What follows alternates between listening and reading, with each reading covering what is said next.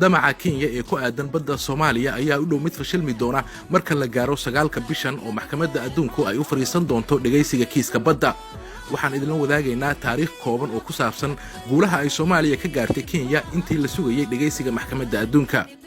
aynu ku bilownay guushii ugu horeysay ee Soomaaliya gaartay waxay ahayd bishii labaad sanadkii 2017 markaas oo maxkamadda adduunku ay meesha ka saartay doodii Kenya ee ahayd in labada dal ay murankooda ku xalliyaan heshiiskii ay kala saxiixdeen sanadkii 2009. qareennada Soomaaliya ayaa xasuusiyay Kenya in heshiiskaasi uu meesha ka saari karin xuquuqda ay Soomaaliya u leedahay inay cadaalad ka raadsato maxkamadda adduunka. wixii intaasi ka dambeeyay Kenya ayaa isku dayday in cadaadis ay ku saarto dawladda Soomaaliya inta aan la gaarin 9 bisha September in labada wadan ay wada hadal ka galaan muranka badda. Kenya waxa ay soo dirtay ururo caalami ah, dawlado waaweyn iyo shakhsiyaad magac ku leh adduunka. laakiin madaxweyne Farmaajo wuxuu si cad oo geesinimo leh uga sheegay madal kasta in Kenya uusan wada hadal kala galaynin muranka badda. isla markaasna madaxweyne Farmaajo ayaa cid kasta u sheegay in Soomaaliya ay ku qanacsan tahay go'aanka maxkamadda adduunka. isku dayada Kenya ee fashilmay iyo go'aanada geesinimada lahaa ee madaxweyne Farmaajo qaatay waxaanu ka xusi karnaa kulankii ka dhacay magaalada Nairobi ee ay wada yeesheen ra'iisul wasaaraha dalka kulankaasi ayaa madaxweynaha dalka Kenya waxa uu codsaday in laga wada hadlo muranka badda, laakiin madaxweyne Farmaajo ayaa diiday.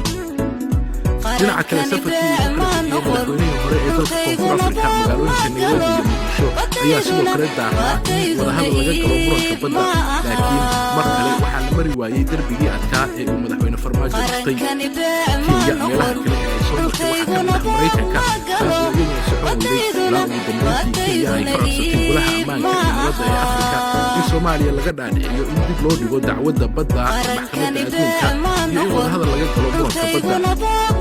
موقفك الرسمي دولة الصومالية وحي تايجينان دعوة داسك لوديك إن ميشة دي كسعطو وايو وحبدا بيسو سعطي مدشان سنة مالك وقت جيدي نوالا كان إن محكمة ديريجيشن تاسا موقف كيرياي Kenya oo doonaysa inay tafraaro dhex dhigto ummadda Soomaaliyeed ayaa mar kale ku casuntay magaalada Nairobi qaar ka mid ah siyaasiyiinta mucaaradka ah iyo maamul goboleedyada, taas oo ujeedkoodu ahaa inay culays saarto dawladda Soomaaliya, laakiin waa lagu guuldaraystay sababtoo ah waxa la dhaafi waayay shacabka Soomaaliyeed iyo madaxweynahooda oo isku duuban.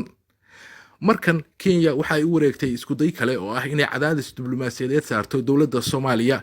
Kenya waxa ay ka baxday heshiiskii diblomaasiyadda tooska ah ee labada dal u dhaxeeyay. waxa kale oo xusid mudan in bishii Agosto ee la soo dhaafay wasiirka arrimaha dibadda Kenya ay codsatay 2 jeer inay booqasho ku timaado Muqdisho, balse dawladda Soomaaliya ayaa codsigaasi diiday. talaabo kasta oo ay qaaday Kenya iyo culays kasta oo la saaray dawladda Soomaaliya waxa guul ah inaysan waxba iska bedelin go'aankii dawladda ee ahaa in lagu kala baxo maxkamadda caalamiga ah. guntii iyo gabagabadii 9 bisha waxa ka dhiman maalmo kooban, waana wada aragnaa dadaalka dawladdu ugu jirto difaaca baddeena. waxa muhiim ah oo looga baahan yahay shacabka Soomaaliyeed meel kasta oo ay joogaan in loo wada istaago difaaca kheyraadkeena, dawladdana garab lagu siiyo halganka ay ugu jirto in la soo afjaro damaca Kenya.